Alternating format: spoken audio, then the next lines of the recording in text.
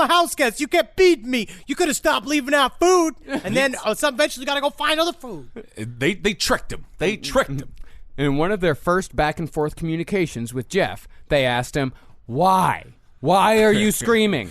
Why are you moaning and groaning? And very simply, he said, quote, I did it for the devilment. You did it for the government? No, fuck the government. Fuck the government. I believe that we should burn down the White House.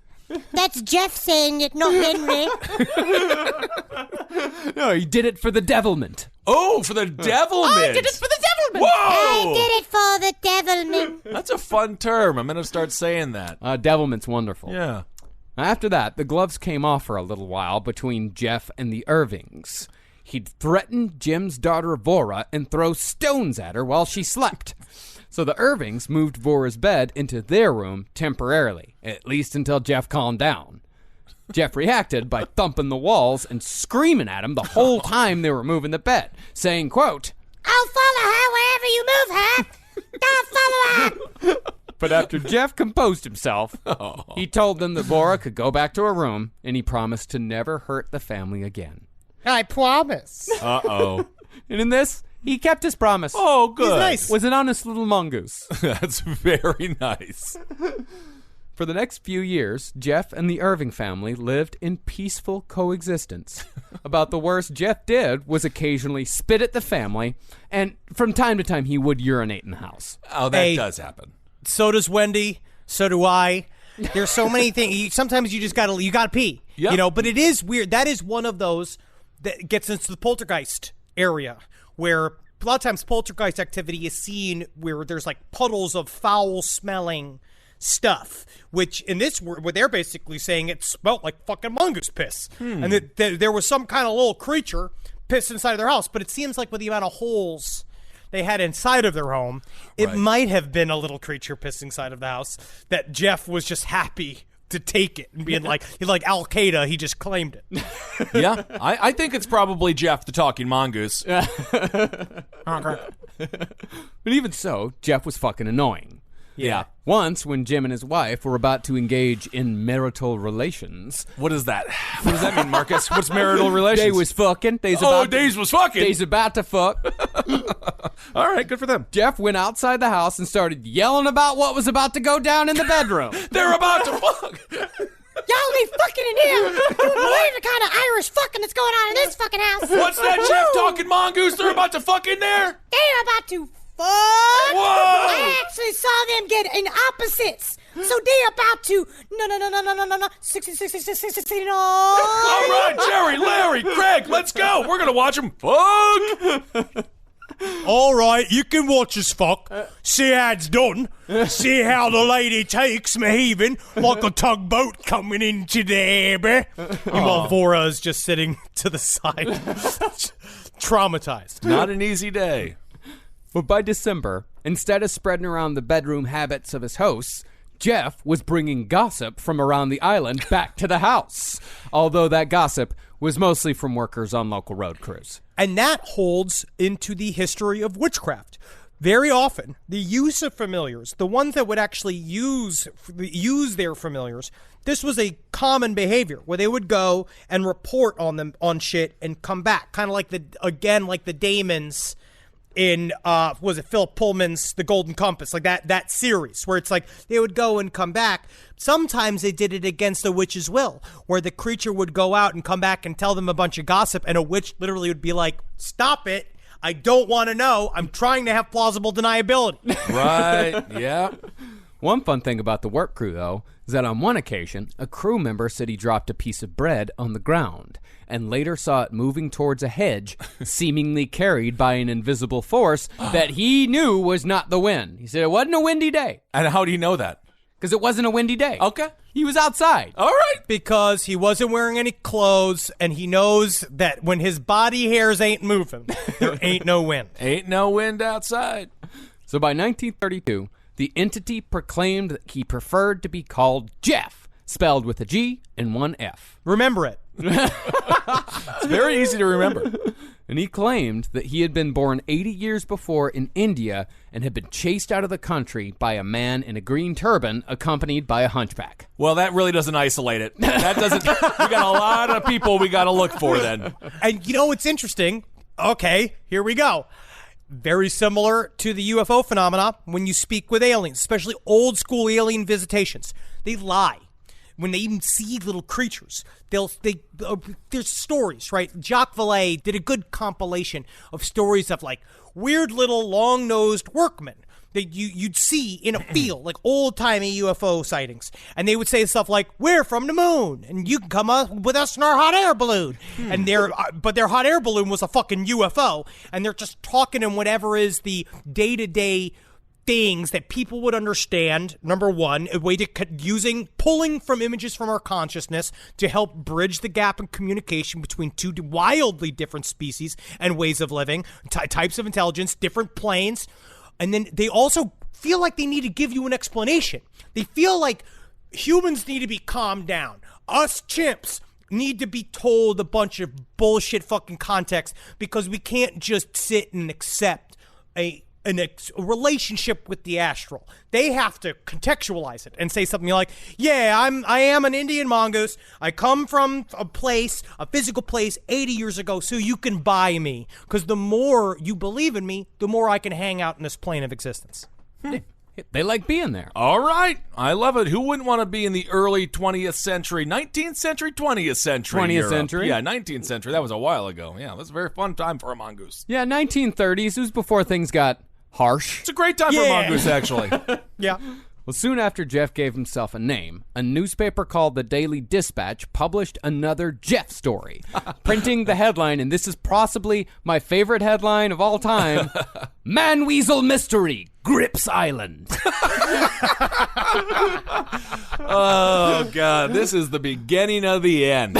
Oh, God. I can't wait to see almost the same headline when Kissel finally goes fucking amok and it says "Man Moose Mystery Grips New York Island." Yes, indeed. Can't wait. Man Moose runs amok in Manhattan. Yeah, it's the Man Moose. I know that man. By run, we mean he slowly walked after he got a little tired.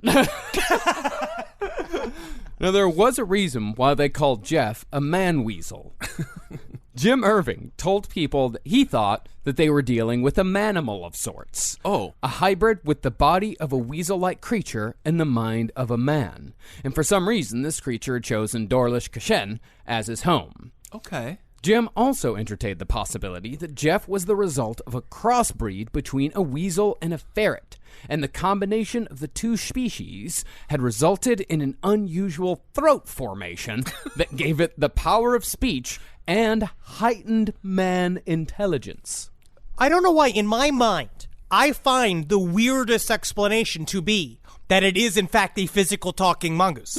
Now, of all of them, like whether it's a fae or a ghost or any other of the weird paranormal versions of it, I kind of buy. But there's something like, to me, kind of like weirdly frightening about a weasel with man hands looking at you going like, "I'm from India." Like, if I saw that, like, I know I'd have to go to a fucking hospital. Absolutely. I don't want James Corden from the movie Cats in a mongoose If I form. saw James Corden from Cats on my lawn, I'd fucking shoot it in its fucking belly so it died slow.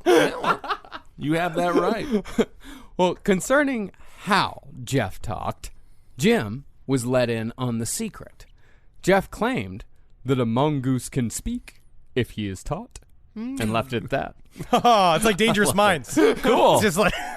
But still, the reporter who wrote the Man Weasel story, he had a little bit of fun with it. He wrote, quote, "Had I heard a weasel speak? I do not know. But I do know that I have heard today a voice which I should never have imagined could issue from a human throat. That the people who claim it was the voice of the strange weasel seem sane, honest, and responsible folk, are not likely to indulge in a difficult, long drawn-out, and unprofitable practical joke to make themselves the talk of the world, and that others have had the same experience as myself." Signed, Truman Capote. This was his first piece, actually. He got a lot better. Is this either the greatest journalistic assignment or, like, are you the dumbest person at the office and they want to get rid of you?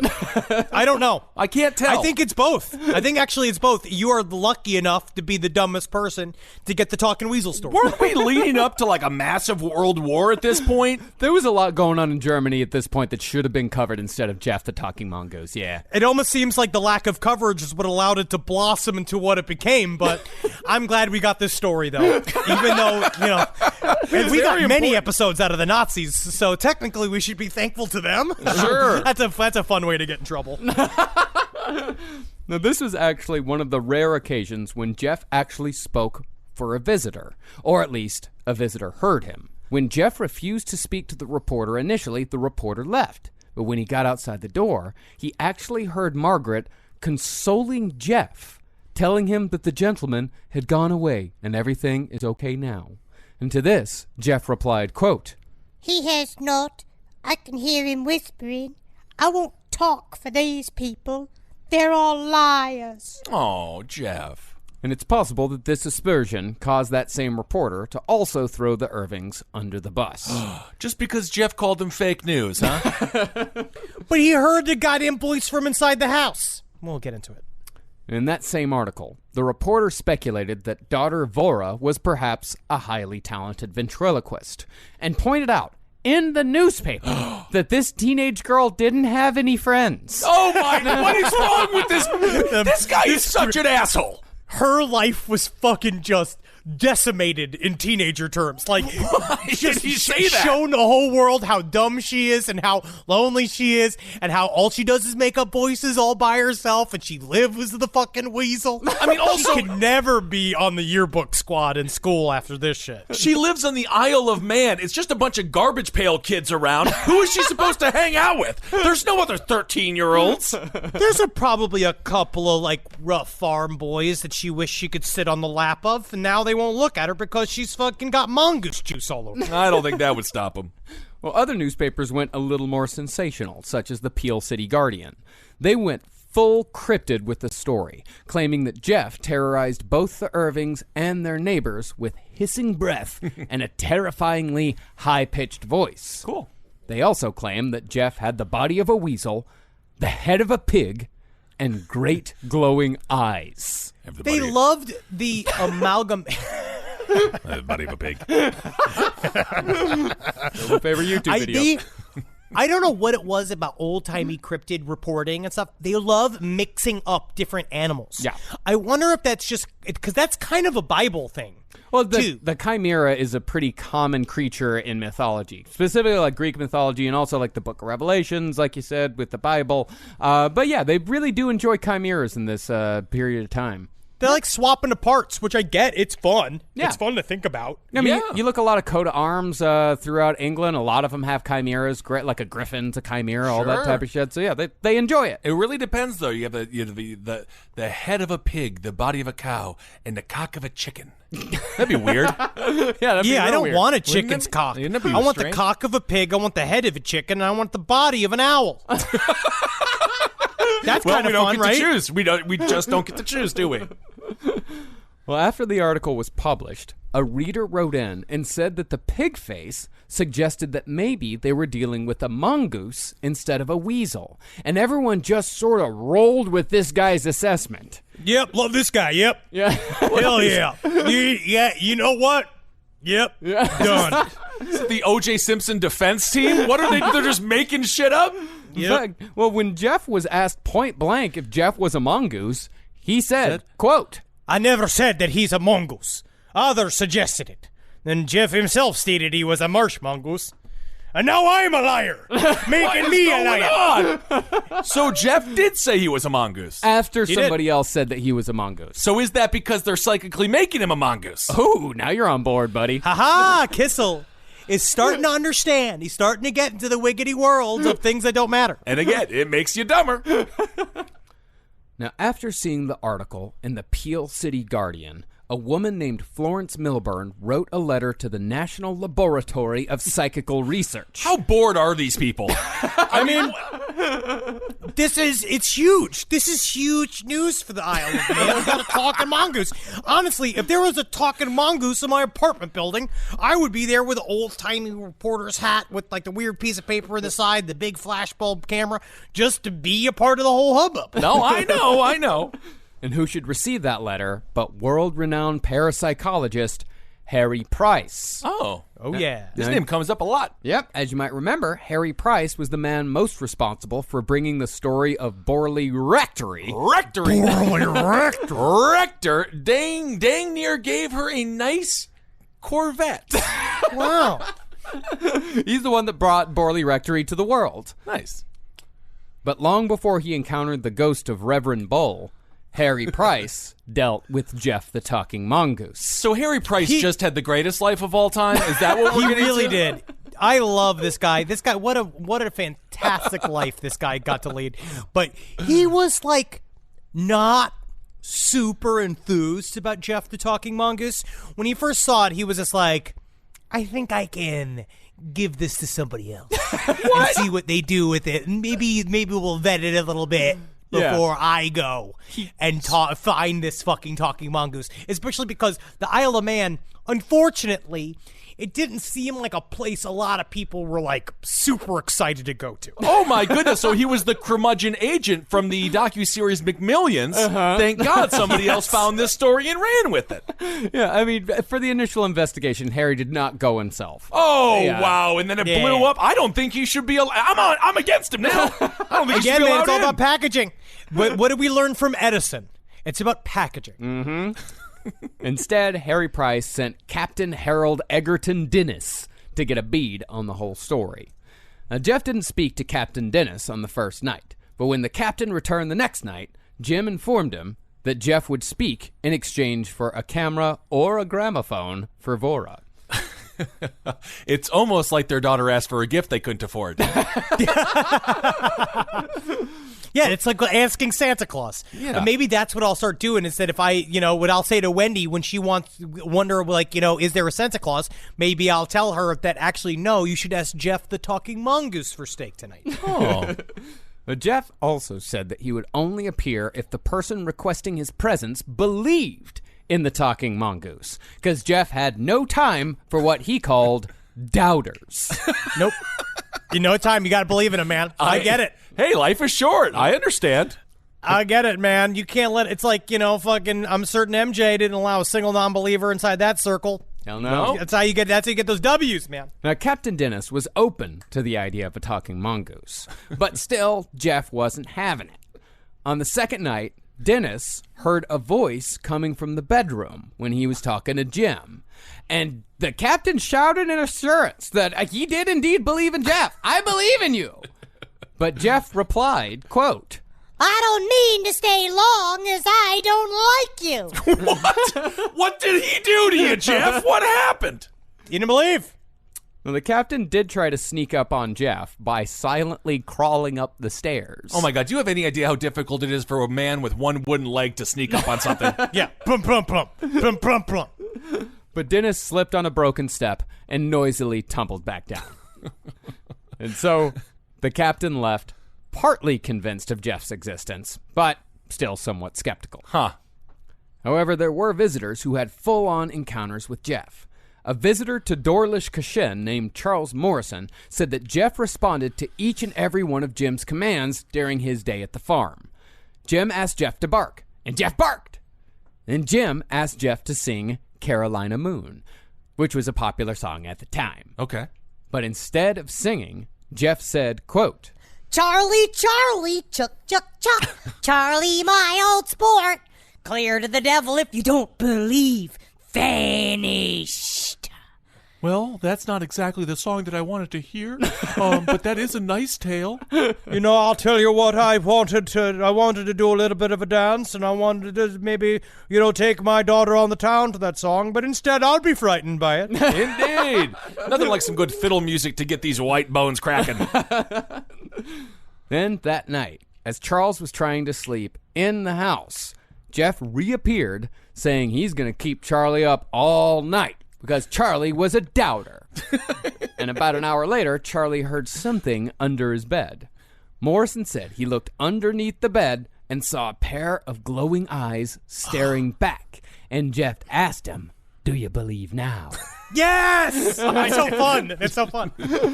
Yes. Jeff then made a spitting noise and then kept Charlie awake all night making various animal sounds. I can't sleep because of y'all, and y'all can't sleep because of me, and I can't sleep because of y'all. You ever see that? That was, I believe, from Real World. It could be. It could be.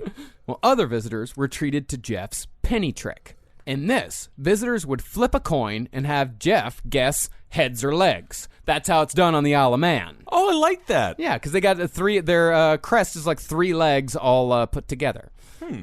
And Jeff was said to have always guessed correct. Cool. Which, that kind of goes against the whole ventriloquism thing. Yeah. Because I don't know if Vora would have been able to guess every single time, but Jeff was able to Jeff was able to do it every single time. And sometimes he would even guess the opposite on purpose, but he would always guess the opposite correctly. It's very interesting. There's a lot of weird corroboration. Because a lot of people used to go over there, and unless it was Jim, it's like they're all hanging out, and they would hear a disembodied voice come throughout the home. The one weird factor of the old school farmhouse was that it was a stone frame that had a wood frame on the inside of it. So there was like a weird gap between the wall and the what actually made up the exterior of the house, which is what a lot of people said was the reason why, the one weird reason of, there could actually be a creature in there, within the walls, making a bunch of noises. Sure. But it was very difficult for them to pull off these ventriloquist tricks in front of everybody while they're trying to play the game in the dark. Yeah, all right, makes a lot of sense. But as nice as Jeff could be to visitors, he could still sometimes be an annoying terror to the Irvings. At least he was nice to visitors.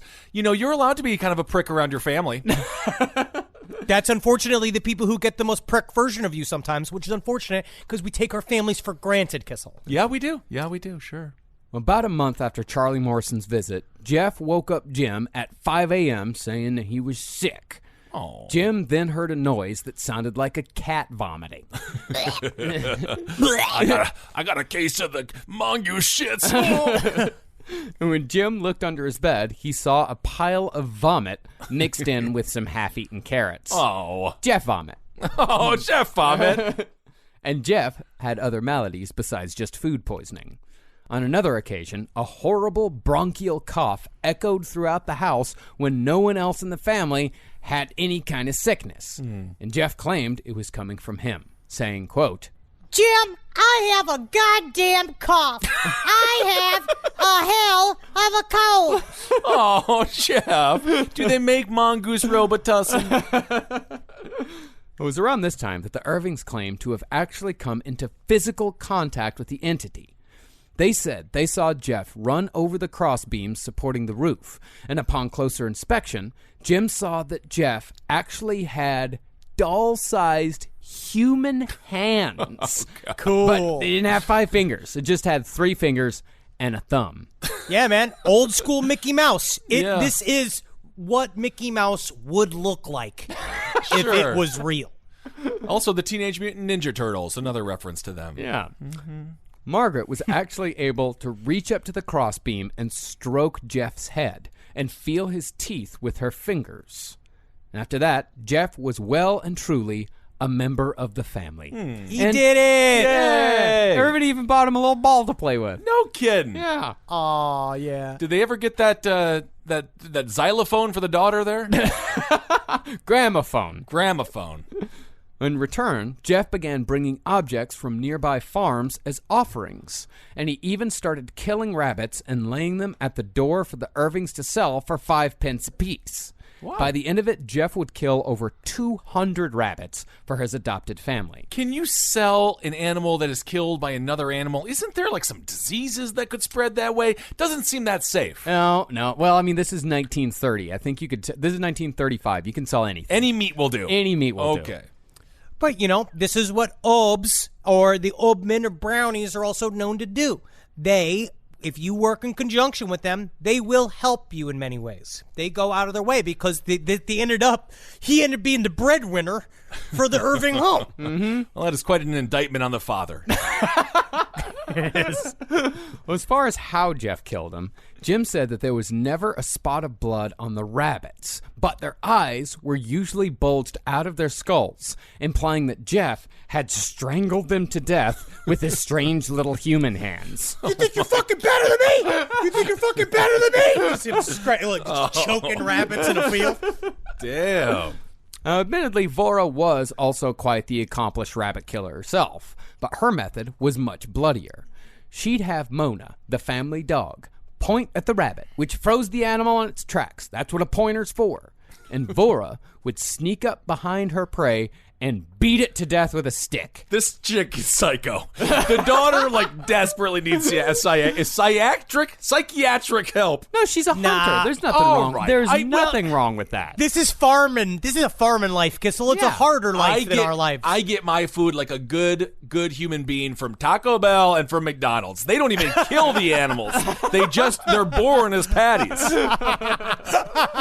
And it's very responsible of them. Very responsible. But on the other hand, Jeff in time figured out that the family was depending on the income earned from the rabbits he'd killed, and he'd go on strike if he didn't get his way. Jeff unionized, but it's just him. Conversely, he'd also use rabbits as peace offerings on the occasions that he offended Margaret. And he did offend Margaret pretty often. He did. He really, really did, because he was he's naughty. He's a naughty mongoose. He's a cheeky mongoose. Cheeky. Did he go there? Did he say it like it is? He did. Is that what he did? He wasn't being Dennis Miller. He was more of he'd just kind of say stuff, and he'd talk about really personal things that Margaret didn't like him talking about. Yeah. Man, Dennises have a bad name. Dennis Leary, Dennis Miller, and Dennis Nielsen. I don't like any of them. There's Dennis Wilson. Which one is that? He's a beach boy. But on the other hand, he was also the one that brought Charles Manson into the fold. And he was the one who almost got stabbed, right? Yeah. And then famously, Dennis the goddamn Menace, who was a terrorist. Yeah, that's true. Well, Jeff and Margaret definitely had their spats. Jeff usually wanted to talk at night when everyone else was sleeping. And then he would knock and thump until everyone woke up, which of course made Margaret really pissed off. Hey, Margaret, you sleeping? You sleeping? Yes, Jeff, I am well asleep here. As you can see, Why are you talking then if you're sleeping? Well, because you just woke me up, Jeff. I got a long day tomorrow of looking at Margaret, grass. what are you going to do? You're going to go out there, look at fucking rocks? Yeah. Is that what you're going to do with your whole day? Yeah. Margaret, Yeah. who's your favorite little rascal? I like the one that wears the hat because he's so cute. Mine Spanky. That's just from Tommy Boy. That's Tommy Boy, yeah. She said Jeff got on her nerves. And when she told him that he was nothing but a nuisance, he'd spit at her and say things like, quote, Pit. Hard-boiled eggs, nuts, crack them and then eat them. Hard-boiled eggs, nuts, crack them and eat them. Hard-boiled eggs, nuts. Oh, he's such All night, man. Yeah, what a kid. What a kid. that was his favorite curse word. Nuts. Crack him and eat him. Nuts. What's another word for balls? Nuts. That's, there we go. That's Uncle Buck. Well, Jeff and Margaret's relationship was even described by the author of Jeff as strangely intimate, even sexualized at times. No, gross. Sometimes Jeff would watch Margaret undress, naming each item of clothing as she took it off. Hey, you're taking off your hat, huh? I can see your hair nice. Oh, yeah, you're taking off that big strap in front there, the big old round ones in the front. You can take off that. Oh, yeah, nice. Oh, what's that, a parachute? Oh, that's your underwear. Oh, Man, they big. Jeff, that's crossing the line. I can see your butt, Margaret. And I'm memorizing it. Oh, my goodness. Jeff even once tried to hit on Margaret behind Jim's back. And Jim heard the whole thing while he was pretending to sleep. Oh, man. He heard Jeff quietly talking to Margaret in the dark, saying, quote, I like you, Maggie. I like you. And I want you to like me. what I'm saying? This is a great episode of Joey Greco and Cheaters. I like you. And you know what? I'm thinking you like me. You know why? Because I'm Jeff. G in one big G, one tiny little F. When you come down with me, I'll tell you what, it's not going to be one tiny F. It's going to be one big old long F. Yeah, I do like you, but you're a mongoose. Yeah, but I don't got just tiny little human hands, if you know what I'm saying. You got a tiny little dick, too? Yeah, you got a tiny penis? Yeah. Just like my husband. It ain't cheating if you got the same dick size. I don't like that. I don't like that concept. Well, once, things actually got a little physical. Margaret put her fingers up to the cross beams where Jeff was waiting, and he licked her fingers. Although the author was not specific on how sensual this licking was. What is wrong with this person? I blame the author on this, by the way. The difference of sensuality is the amount of finger that goes in the mouth. Mm-hmm. If it's one knuckle, sometimes it's an accident. If it's two knuckles and the word sucking gets involved, then it's sensual. Yeah, I don't know why anyone's sucking on anyone's fingers anyway. I don't get anything out of it. But although Margaret and Jeff certainly had their own thing going on, Jim treated Jeff like the son he never had. The son that's trying to fuck his wife? Hey, man, that's how it starts. And that's how you learn how to fuck from the father. He'd call him my lad. And from what Jim said, Jeff worked as a salve for Jim's bruised emotions. As Jim himself said that his daughter Vora, quote, was not an affectionate child. She is a sociopath. She's not a sociopath just because she kills rabbits for food. Well, not that. It's part that. But then also, she doesn't have any emotion towards her father. Now, what kind of daughter does that? That's very rude. All he does is do nothing for you. She's a teenager on an island that is basically filled with just sheep and rocks. Yeah. She's bored as fuck. She's unhappy. You moved us to here, away from the city where all my shit was. All right. Not a sociopath. I'll give her Daria. She's like a Daria type. She's upset. Okay, I get it. But while Jim and the mongoose had a jocular, almost paternal relationship, Jeff's connection to Vora was that of a close friend. Aww. They were said to be inseparable for years, playing hide-and-seek and other childhood games. But as Vora got older and lived less in the world of play, Jeff began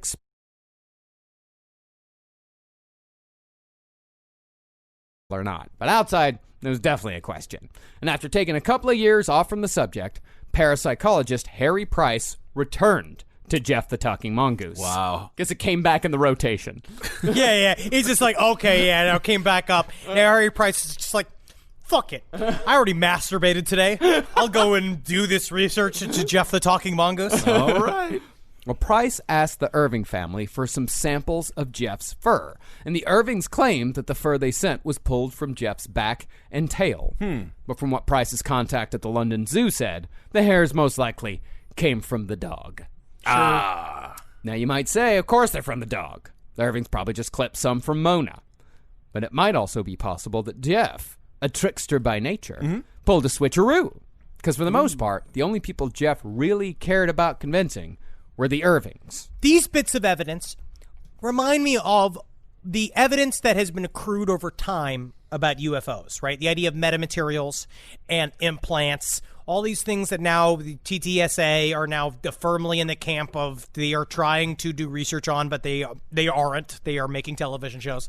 But the stuff that comes out, especially the fucking, like, the implant nodes and stuff that they found, like all this kind of stuff they found beneath people's skin, it's like weirdly humdrum, but also highly strange. It's like a piece of brass will be found up inside a person's nose, or a weird piece of silicone will be found in a person's leg, and no one's quite sure how it got there. It's not like fucking brand new tech that kind of just it's not Alienware, like literally Alienware. It is it's stuff that happens on Earth, but it's in an unusual place. So it's like an elongated silicone tube, almost in the shape of a penis, might be found inserted in somebody's anus, and then in order to make an excuse for that action, they say, "I am not gay, to my wife. It was an alien implant," and obviously we all have to believe him. But even with the dubious origin of the fur, Harry Price still came to Dorlish Kashin in July of 1935 and brought along a BBC gadfly named Richard Stanton Lambert. Now, of course, Jeff didn't speak to either of these men, because Jeff knew that Harry Price was a doubter, calling him the man who put the kibosh on spirits. And that is a word for word what he said. He did say he called him the man who put the kibosh on spirits, which was like, that was their version of saying, like, this song slaps. Like, that was like weirdly like very current slang from Jeff. Yeah. Well, at this point, Harry Price was the guy who got into the game to debunk all the paranormal shit. He was like J. Allen Hynek, who got into UFOs to debunk UFOs. Harry Price was the same kind of guy. Okay. But then they pulled him fucking back in. Yeah. But after comparing the story of the Irvings to the earlier accounts given by parapsychologist Captain Dennis, Price and Lambert decided that it was actually more unlikely that the Irvings would invent and sustain such a ridiculous story than it would be for Jeff to actually exist. Okay. Now, they did attempt to get Vora by herself to get her side of the story, but Jim, not surprisingly, didn't feel too comfortable with two strange psychical researchers being alone with his teenage daughter. Yeah. So they never got the chance. No, honestly, this is the first and only time he's been a good father. Well, it's so hard to tell, like when you tell a father that you need to give your daughter the wink test, and at the beginning, you're just hoping it's an acronym, Right. Now, Lambert and Price figured this story was good enough for a book, but they stressed to Jim Irving that a book about a talking mongoose on the Isle of Man was highly unlikely to make a profit. And the least shocking sentence of the day. That's also, I think, how we did our pitch to HMH. We're like, I don't think anyone will purchase this, but it should be out there. Yeah. Absolutely. And thanks to everyone who bought the last book on the left. Y'all are super sweet. 3 weeks in a row on the New York Times bestseller list. It's pretty cool. Yeah, and if you want your copy, go to IndieBound. Go get it. Thank you. Go to IndieBound. Yeah. After much haggling, they all agreed that if the book sold over 1,500 copies, Jim would share the spoils. That was the point in which the publisher would start to make their money back. Okay. Haunting of Cashin's Gap only sold 350 copies. So close, though. So close. Publisher lost a lot of money on that one. Nah. I did look up a copy of it. Now it's like fucking $1,500. Wow. But yeah, because there were only 350 copies sold. That's the long game. They were playing the long game. Yeah, they're like, they wait till their fucking skeletons to make any money. Them and Ben go, so excited. They're like, my tombstone will be very popular. Very nice. Strangely, though, Richard Lambert ended up making quite a tidy sum from the story, albeit in an indirect way. After the book was released, the governors of the board of the British Film Institute, of which Lambert was a founding member, they had him removed. Yep. Why? Based on the fact that he'd co-written a book testifying to the existence of a talking mongoose, one particularly snobby member called Lambert unhinged. Oh, my God. Meanwhile, they're all reading the Bible. Hello. Thank you, Kessel. Thank you. So, Lambert took the BFI to court for slander. And this is fucking insane. A good portion of this slander trial involved Jeff.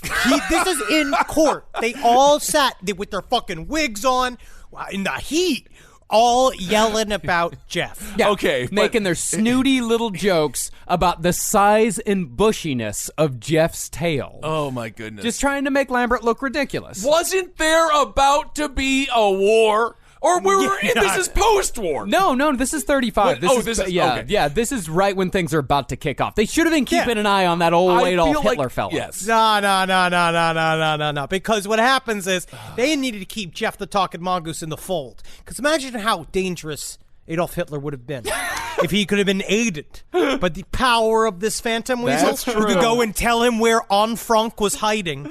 fucking way before they got her. Maybe Jeff the Talking Mongoose could pretend to be a sympathizer, get into Hitler's good graces, then kill him before this whole thing started. Fucking buck him, Maybe. shoot him in the head, dude. See Jeff the Talking Mongoose with a little Hitler stash and a little Hitler hat. But in the end, the court decided that while believing in a talking mongoose was indeed embarrassing, it was not grounds for dismissal. So Lambert ended up with a settlement that was worth $500,000 in today's money. So he got paid. He got paid, Well, but good for him. Jim Irving didn't get any of that money, and he was a little irked by that. Why didn't he get any of it? He's the one who ruined his life for this. Because, again, he didn't get... Jeff, unfortunately, ruined their lives.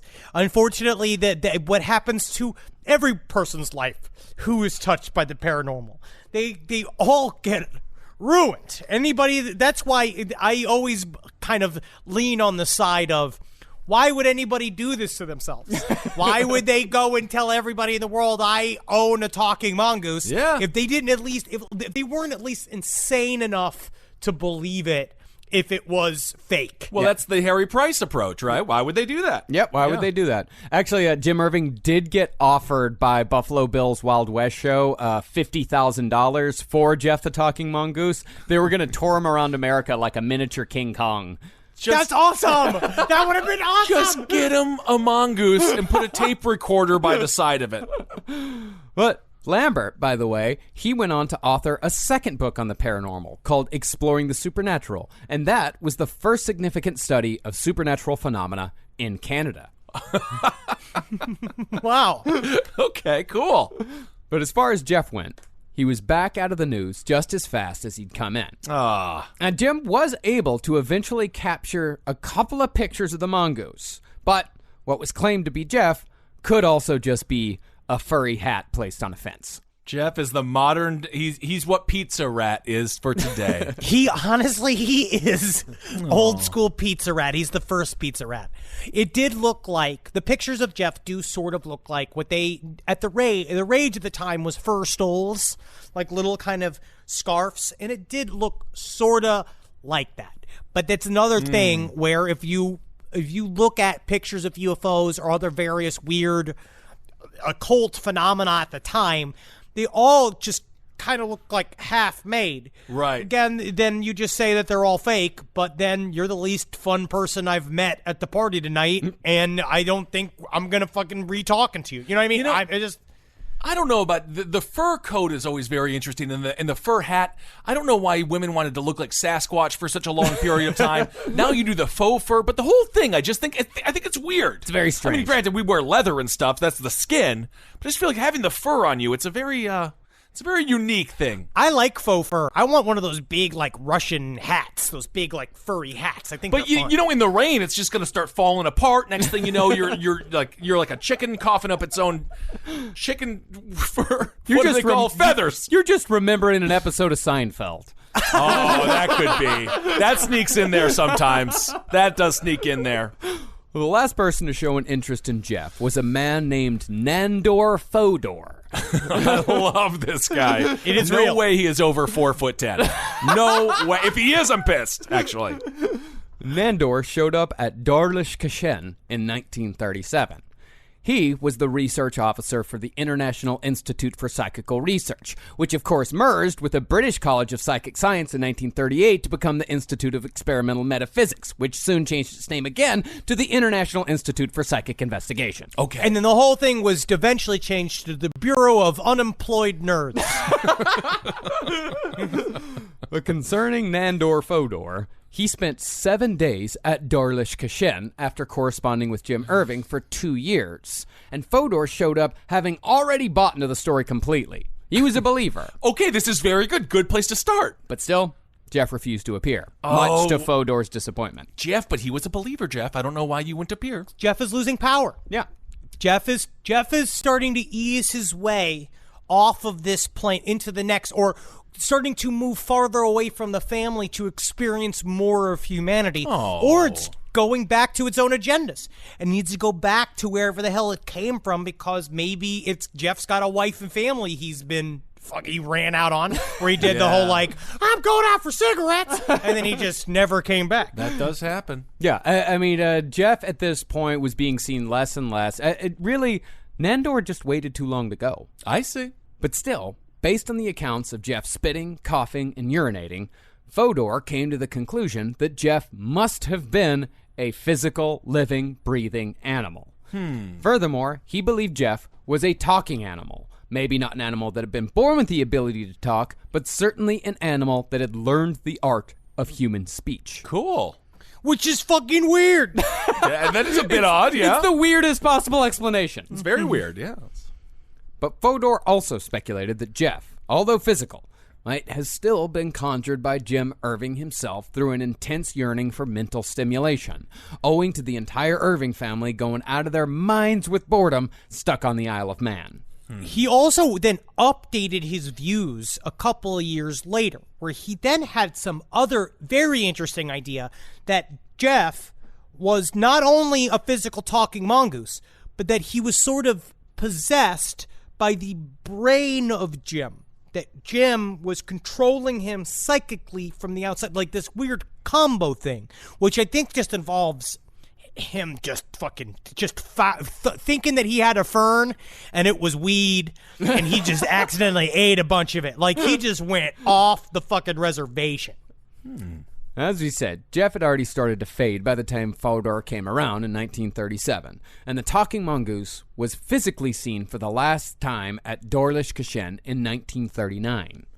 However, when Jim fell fatally ill in 1945, his eldest daughter Elsie reported hearing strange noises from the ceiling beams just before her father passed on. Jeff came to say goodbye. Oh, Jeff. Heil Hitler! What the hell, Jeff? What the hell? After Jim's death, Margaret moved to Liverpool with Elsie, and the property was bought by a dreadful man named Leslie Graham, who shot a polecat in 1947 at Dorlish Kashen and claimed that he'd killed the beloved talking mongoose. What is the point? That's not what we want.